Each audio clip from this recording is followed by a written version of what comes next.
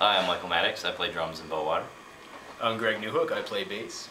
Jonathan Reed. I'm singing and playing guitar.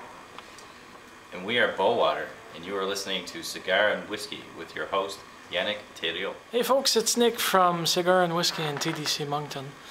I've got the whole band is here. A band from Newfoundland, and they're entitled under the name of Beauwater. And, well, I'll stop talking and actually present them to you. So, as a whole, you've been together for how long? About 9 years. Yeah, we're coming up on 10 years next year, I think. Yeah. And how did you guys actually meet to form Beauwater? Was it intended to be something related to blues from the get-go, or were you experimenting with different sounds?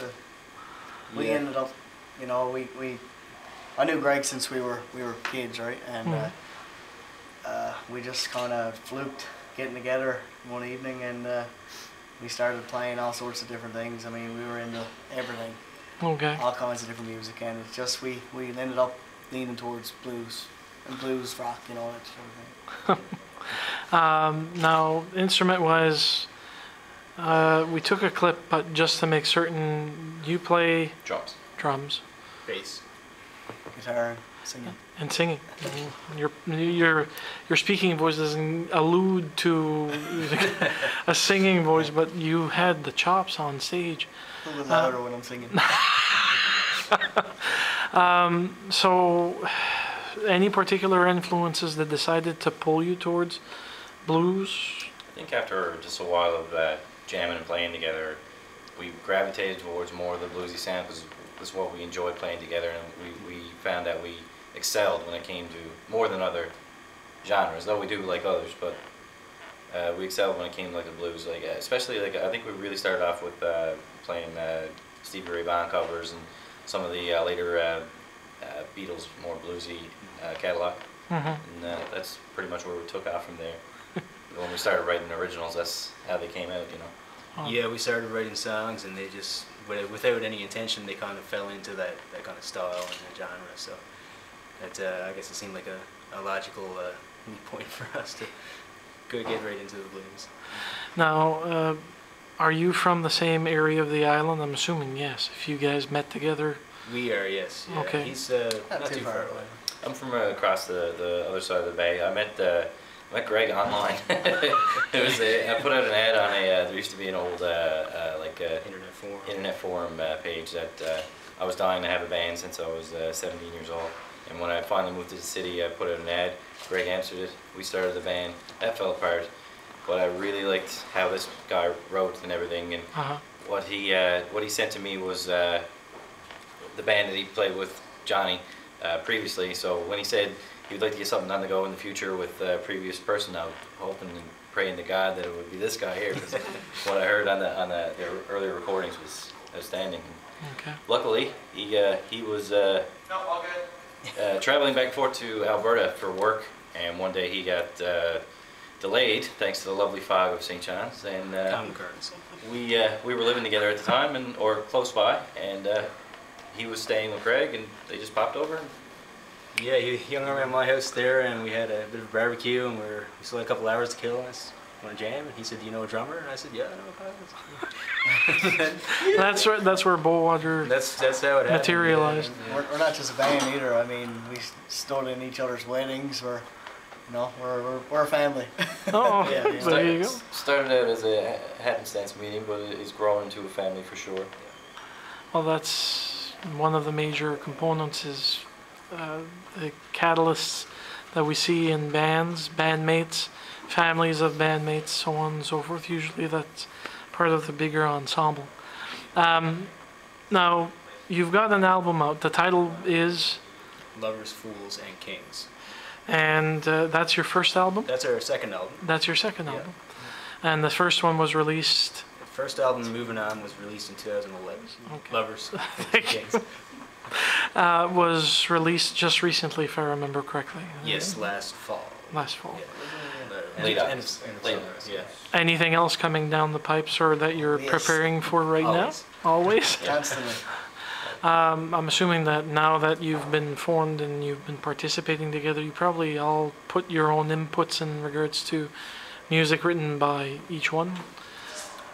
Yeah. We you know, he comes up with a lot, most of the ideas. Let's be honest, but we usually get together and we hash it all out and we change stuff around, and you know, it's kind of more like a production, like as a whole, Okay. better. And, Yeah. Now, that said, that was a fabulous set. I'm assuming that you guys tour off the island, or no, right now?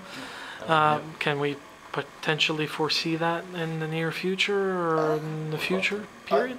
I could see us doing some touring. You know, I don't see us doing a long, grueling, like, you know, multiple cities over multiple weeks tour, but we'd be more the type of group to go and do a weekend here, and then 2 weeks later do a weekend out there, and like, that sort of deal, right? Well, I can imagine. I do know that you're probably married. Is anyone married in the group right now?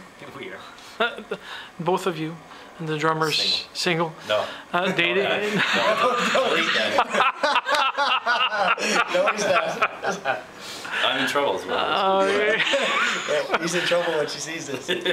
Okay, so coming back to the question, so both of you are married. Yes. Any children? He's got 3. I've got 3. I got 3. Wow, okay.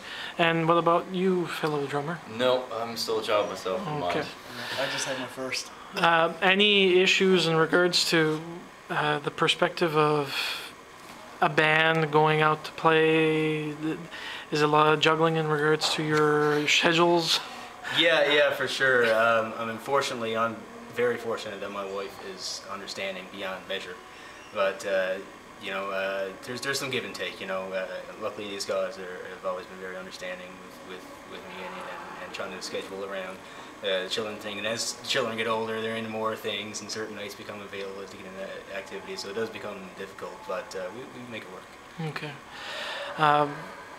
Other than that, any passions other than your music? Because I do know that a lot of musicians and bands still have to maintain some aspect of a part-time work environment, or full-time sometimes even. Is that the case for the 3 of you? Pretty much. I've got a full-time 9-to-5 sort of deal, job. Okay, so it gives you the weekend freedom? Yeah.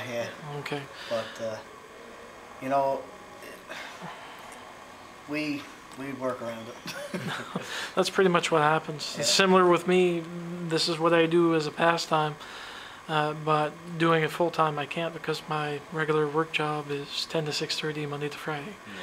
But my weekends are free, which allows me to do this, and special preps to actually meet folks like you and actually get a chance to show the beautiful faces and the voices to viewers and to listeners on my radio show.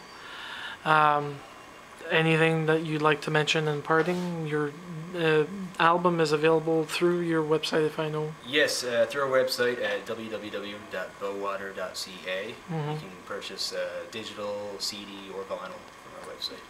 Okay. We're also on iTunes and all the other platforms, you know, Google. Well, Play, all that stuff. I'd like to say sorry to my girlfriend Alyssa.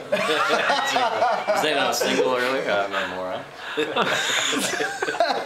well, folks, morons, we all are up to certain degrees, but we thank each and every single of you to come here and actually show your musical prowess to New Brunswickers and people from all outside of this ECMA event.